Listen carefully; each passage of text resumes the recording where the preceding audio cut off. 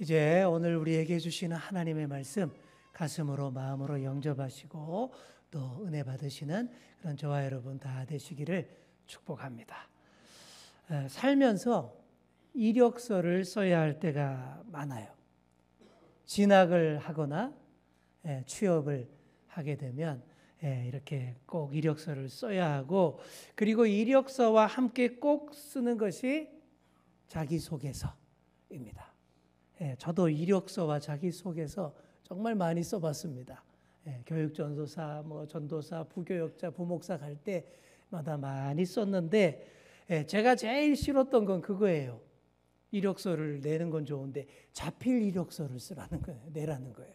자기 손으로 쓰라는 거예요. 요즘 시대에. 아니, 요즘 시대에 뭔 글씨를 보고 뭘 평가하겠다는 건지 이해가 안 됐고, 그래서 제가 워낙 글씨를 못 써가지고 자필 이력서 내라고 하는 교회 나에 지원도 안 했습니다. 참 감사하게도 우리 주연교회는 자필 이력서 내라고 안 해서 제가 아주 즐거운 마음으로, 가벼운 마음으로 이렇게 지원서를 냈던 경험이 있습니다. 이력서라는 것은 한 개인의 과거사 정리 기록이라고 할 수 있겠죠. 내가 언제 어디서 태어났냐부터 시작해서 지금까지 내가 무엇을 하며 어떻게 살아왔는지 일목요연하게 누구나 알아볼 수 있게 잘 써야 합니다. 진실되게 써야 되죠. 그리고 자기소개서에는 과거사만이 아니라 앞으로의 나의 꿈과 비전도 잘 써야 합니다. 그래서 이력서와 자기소개서를 이 세트로 같이 꼼꼼히 살펴보면 그 사람이 어떤 사람인지 대충은 알 수 있어요. 사람들의 이력서가 요즘 점점 더 화려해지고 있습니다. 저도 부교역자, 교육전도사 청빙하기 위해서 이력서를 받아볼 때가 많은데 화려한 이력서가 그렇게 많아요.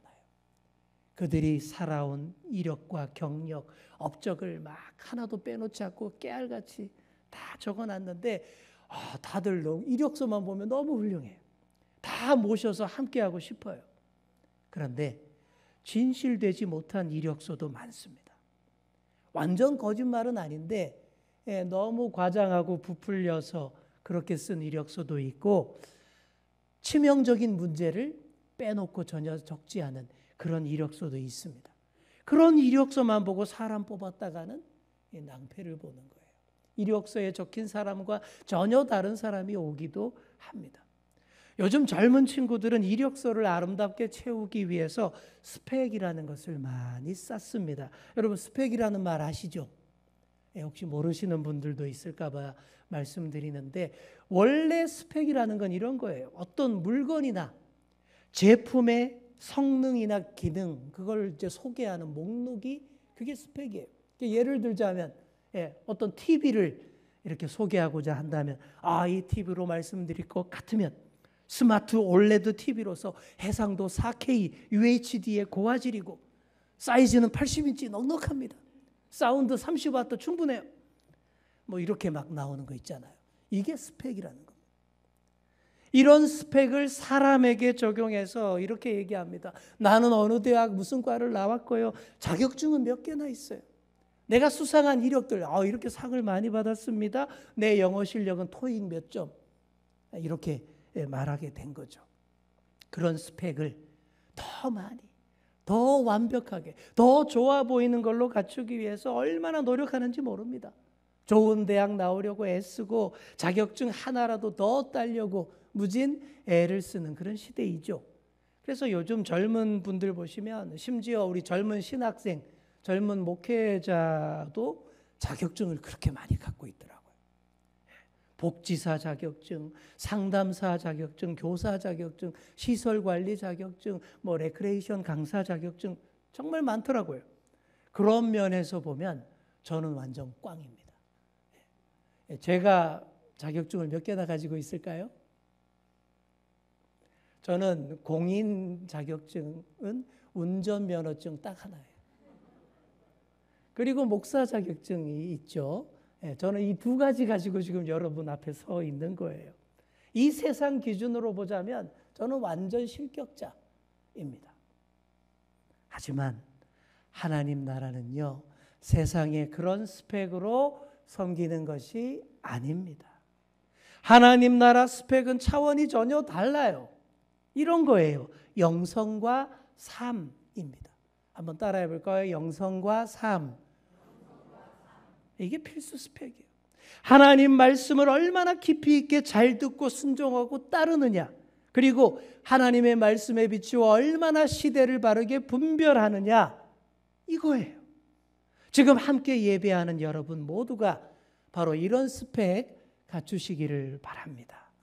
영성과 삶이에요. 말씀을 듣고 순종함이에요. 말씀에 비추어 시대를 분별하는 능력입니다.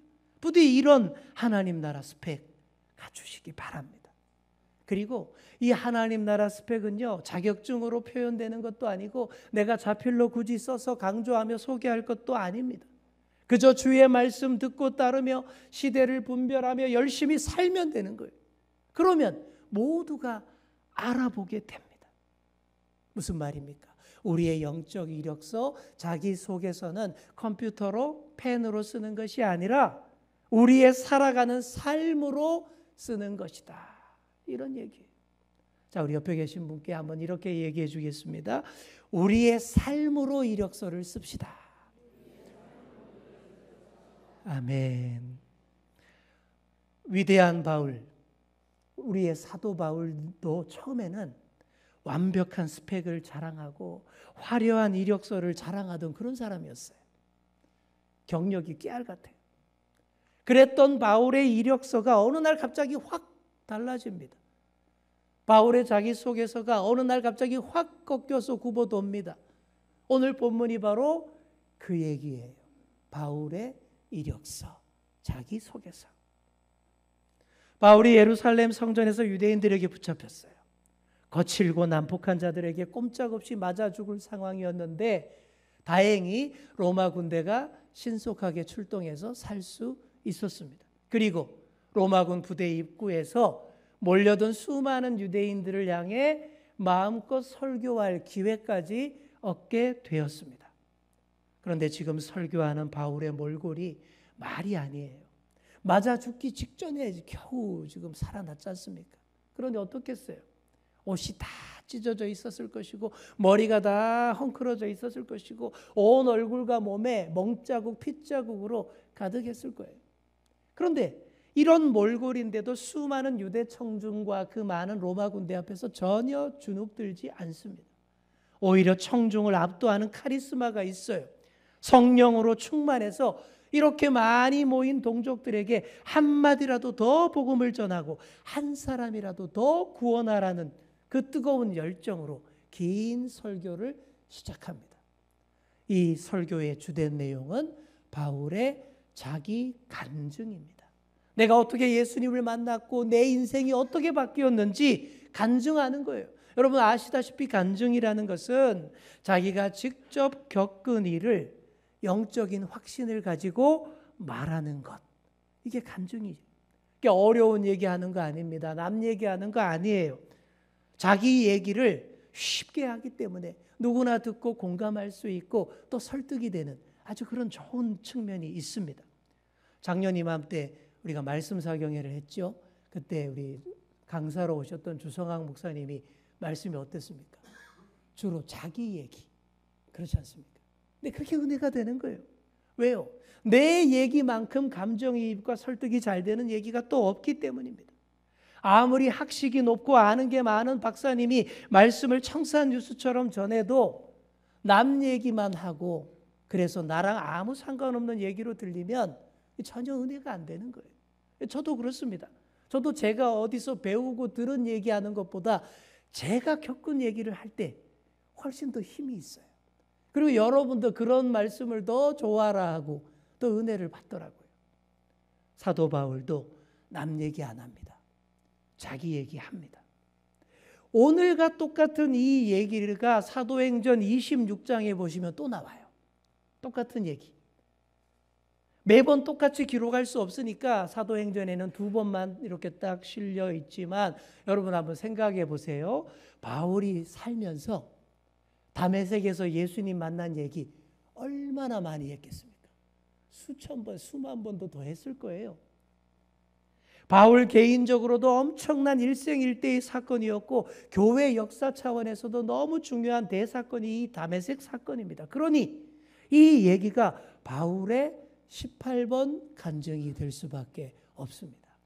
여러분 노래방 가시면 맨날 부르는 노래 있죠? 그걸 뭐라 그래요? 18번. 바울의 18번 간증. 어디를 가나 안 할 수 없는 얘기. 새로 복음 전하러 들어간 지역에 가면 반드시 하는 얘기. 절대 빼놓을 수 없는 18번 간증입니다.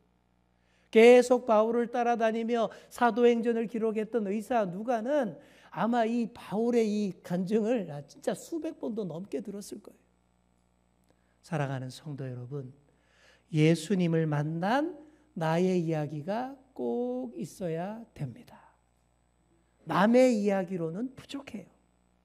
우리 주님께 받은, 내가 받은 그 큰 은혜와 감사를 내가 제대로 표현하기 위해서도 필요하고요. 그리고 다른 사람들에게 내가 만난 예수님을 잘 소개하려면 내가 만난 예수님 이야기 18번 간증 꼭 있어야 됩니다. 자, 우리 옆에 계신 분께 이렇게 말해 주겠습니다. 예수님 만난 나의 이야기가 꼭 있어야 됩니다. 아멘. 바울 간증의 첫 시작은 항상 똑같아요. 바울의 예수님을 만나기 전 화려했던 이력, 빵빵했던 스펙, 그 이야기로 똑같이 시작을 합니다. 특히 유대인들을 대상으로 설교할 때는 그게 더 필수예요. 유대인들은 가문, 족보, 전통 무지 중요하게 생각하는 사람들이지 않습니까? 그래서 유대인들을 대상으로 했던 복음서 마태복음 보시면 제일 처음에 뭘로 시작해요? 족보 이야기부터 시작하지 않습니까? 이게 우리랑 비슷한 거예요. 우리도 뼈대 있는 가문, 전통 이런 것을 옛날부터 중요시했지 않습니까? 그래서 그게 부족하면 뭐라 그래요? 아유, 저 근본도 없는 쌍놈이라고. 그렇게 무시하지 않습니까? 유대인들이 딱 그런 사람들이에요. 그러니 바울도 유대인들이 좋아할 만한 이야기로부터 시작을 하는데 내가 근본도 없는 그런 사람 아니다라는 거예요. 여러분이 아는 것처럼 오해하는 것처럼 율법과 전통을 무시하는 그런 사람 아니다라는 거예요. 내가 정말 유대인 중에 유대인입니다. 이렇게 시작하는 거예요. 자, 3절에 보시면 길리기아 다소에서 태어났다라고 자신의 출생지부터 밝힙니다. 길리기아 다소라는 곳은 지금의 튀르키예 남부의 주요 도시, 거기가 타르소스라고 하는 길리기아 다소. 그러니까 무슨 말이에요? 즉 유대 땅이 아니라 외국에서 태어났다라는 거예요. 하지만 정통 유대인 집안에서 태어난 겁니다. 무엇보다 바울이 자란 곳은 여기 예루살렘이에요. 자, 우리 한번 3절을 화면에 한번 띄워주시겠습니까? 자, 여기서 오해하기 쉬운 부분이 있어서 제가 정확히 알려드리겠습니다. 우리말 번역이 조금 애매하게 되어 있어요. 그래서 다소에서 낳고 다음에 쉼표를 딱 찍으셔야 돼요. 만약 여기 쉼표가 없다. 여러분 성경에 한번 찍어보십시오. 나중에 읽어도 오해 안 하게. 여기 쉼표가 없으면 이렇게 됩니다. 다소에서 낳고 다소에서 자랐다. 나도 처음에 그렇게 이해를 했어요. 근데 원어 성경에서 찾아보니까 여기서 말하는 이 성은 예루살렘이에요. 다소가 아니에요. 그러니까 쉼표가 빠져 있는 겁니다. 즉 바울이 이방인의 도시 다소에서 태어났지만 일찍부터 예루살렘에 와서 예루살렘에서 자랐다. 그 얘기입니다. 대략 13세 혹은 14세 무렵에 예루살렘으로 왔을 거예요. 보통 그 나이 때 유대인들은 성인식을 하고 본격적인 율법 교육을 받기 때문입니다. 바울이 그때부터 예루살렘으로 왔고 그리고 중요한 것은 가말리엘이라고 하는 스승 밑에서 배웠다라는 것입니다. 여러분 이건 학벌 자랑이에요. 이거 당시 최고 유대인들의 최고 존경받는 스승이 가말리엘이었습니다. 그런 스승이 또 없어요. 이 말을 우리식으로 표현하면 이거예요. 난 이대 나온 여자야 이거예요. 나 서울대 나왔어 그 소리입니다. 최고의 스승 가말리엘 밑에서 교육을 받았다. 가말리엘이라는 사람은 사도행전 5장에서도 나온 바가 있습니다. 거기 보시면요, 예수님을 열심히 전하던 사도들이 붙잡혔죠. 그 사도들을 우리가 죽이자라고 막 유대 지도자들이 논의를 하는 장면이 나오는데, 그때에 나와서 만류했던 사람이 가말리엘입니다. 이렇게 만류하죠. 내버려 둬라. 이들이 만약 하나님으로부터 말미암은 것이 아니라면 냅둬도 저절로 없어질 거야. 만약 이들이 정말 하나님으로부터 나와서 이렇게 하는 것이라면 우리가 말릴 수도 없거니와 오히려 하나님의 역사를 가로막는 짓이 돼. 이렇게 상황을 정리했던 사람. 아주 현명하고 지혜로운 유대 최고의 지도자입니다. 학식으로도 영적으로도 탁월한 가말리엘에게서 제대로 배운 제자가 바울. 우리로 치자면 서울대학교 대학원에서 최고의 교수님께 최고로 잘 배운 사람. 이 당시에 바울만한 스펙이 화려한 사람이 없었습니다. 누구보다 하나님과 율법에 대해서 잘 안다고 자부했고 하나님께 대해 열심히 있는 자였습니다. 하나님을 섬기고 하나님의 영광을 위하는 일이라면 뭐든 다 하는 열정적인 사람이었다라는 얘기죠. 그게 하나님께 대해 열심히 있는 자. 그래서 하나님께 대한 넘치는 열정과 열심을 어떻게 표출합니까? 예수님 믿는 사람 죽이는 데 표출해요. 예수님 믿는 사람들을 괴롭히고 옥에 가두고 죽게 하는 일에 열정을 다 표출했던 거죠. 그리고 화려한 이력에다가 한 줄 더 추가하기 위해서 어디로 갑니까? 멀리 다메섹까지 달려갑니다. 내가 다메섹에 있는 예수쟁이들 싹 다 잡아오겠어. 대제사장과 장로들에게 허가 공문까지 받아서 공식적으로 업무 수행차 사람들까지 거느리고 당당하게 다메섹으로 달려가요. 여기까지가 참 잘 나갔던 정통 유대인 지도자 바울의 모습입니다. 그랬던 바울의 이력서가 확 달라집니다. 6절부터 보시면 이력서 분위기가 확 꺾여요. 사도행전 9장에 나왔던 다메섹 도상에서의 사건입니다. 9장이 사도행전을 기록한 의사 누가의 담담하고 객관적인 기록이라면 오늘의 본문은 바울의 입을 통해서 듣는 더 생생한 다메섹 사건인 거죠.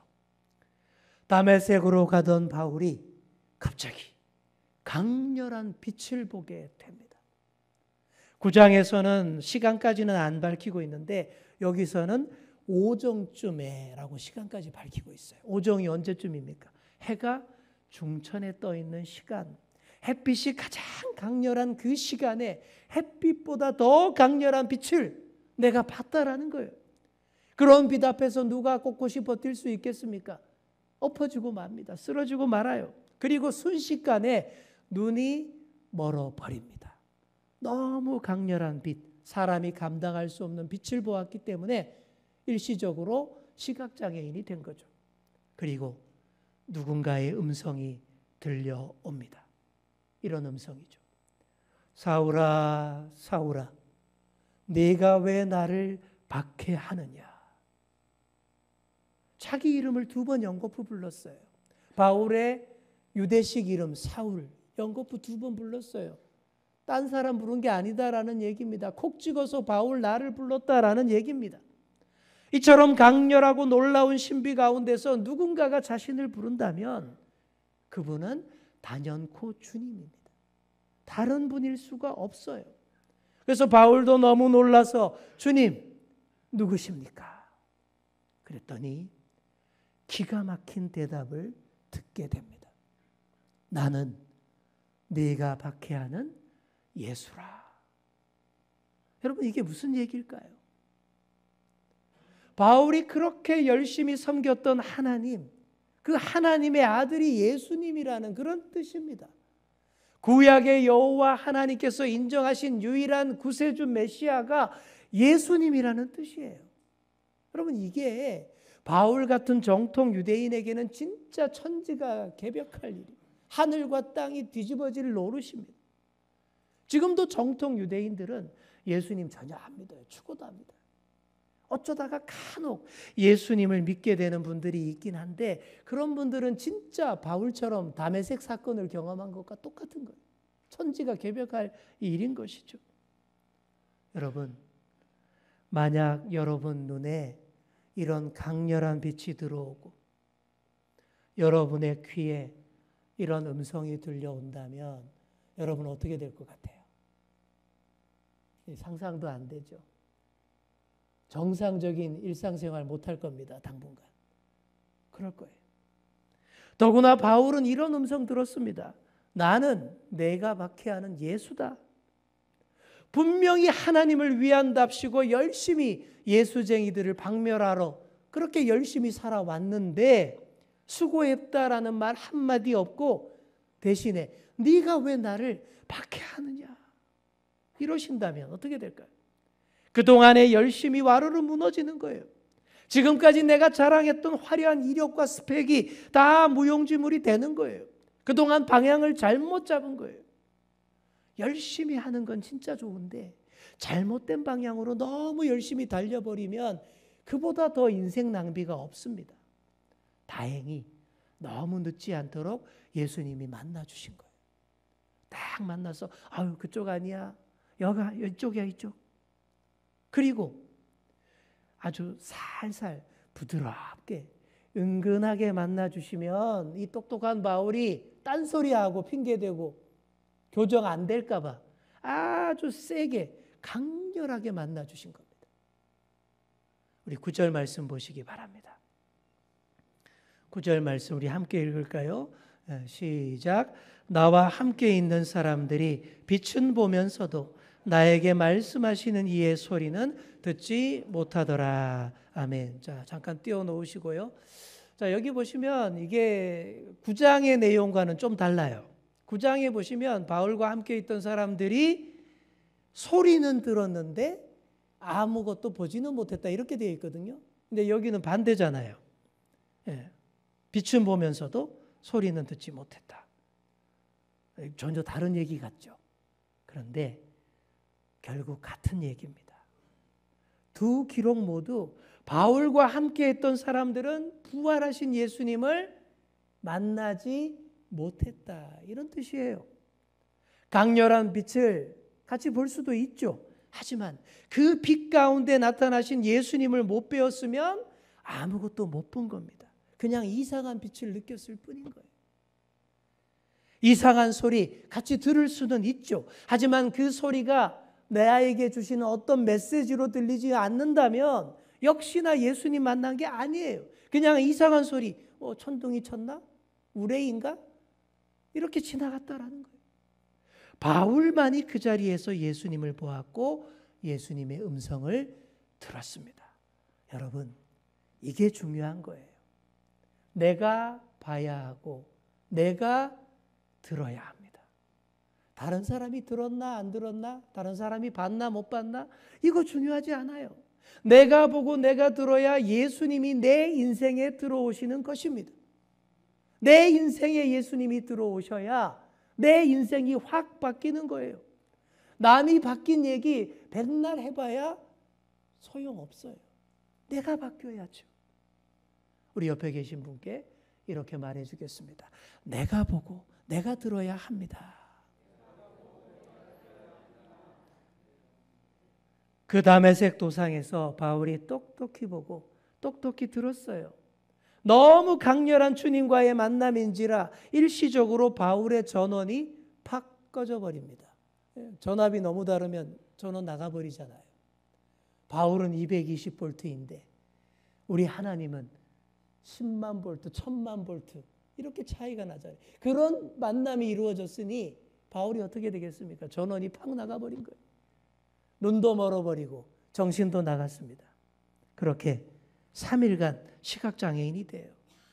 더듬더듬 다메섹 도성으로 들어왔고 3일 동안 전원이 꺼진 상태로 있었습니다. 3일 후에 다메섹의 신실한 성도 아나니아라는 사람을 만나서 이 아나니아를 통해서 다시 보게 됩니다. 다시 전원이 들어오고 다시 재부팅됩니다. 고장난 컴퓨터 같던 바울을 우리 하나님께서 만나주시고 전원을 팍 껐다가 다시 딱 켜니 이전과는 전혀 다른 사람 됐습니다.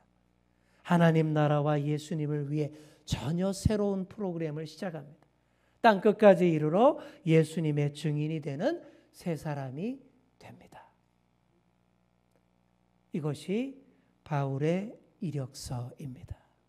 예수님을 만나고 완전히 바뀌는 그의 이력서, 예수님을 만난 이야기로 가득한 자기 소개서. 다메섹 체험 이후 바울은 완전히 바뀐 이 이력을 계속 자랑해요. 예수님과 함께하는 자기 소개서를 땅 끝까지 들고 나아갑니다. 사랑하는 성도 여러분, 지금 여러분의 이력서는 어떻습니까? 그 이력서 중심에 예수님이 계십니까? 예수님을 만난 이야기로 가득하십니까? 아무쪼록 예수님과 함께하는 우리의 삶으로, 우리의 이력서, 자기 소개서를 계속 써나가시는 그런 저와 여러분 다 될 수 있기를 간절히 축원합니다. 기도하겠습니다. 주님, 그동안 내가 살아온 인생이 잘못된 방향으로의 열정으로 채워져 있지는 않았는지, 그렇게 인생 낭비로 채워져 있지 않은지 잘 돌아보게 하여 주옵소서. 바울처럼 주님을 강렬하게 만나고 주님의 음성을 듣고 내 인생도 아름답게 바뀌어가게 하여 주옵소서. 나의 이력서가 세상적 자랑이 아니라 예수님을 만난 이야기로 가득한 이력서, 자기 소개서가 되게 하시고 앞으로 더 아름다운 신앙의 이력서를 우리의 삶으로 쓰게 하여 주옵소서. 감사드리며 예수님의 이름으로 기도드립니다. 아멘.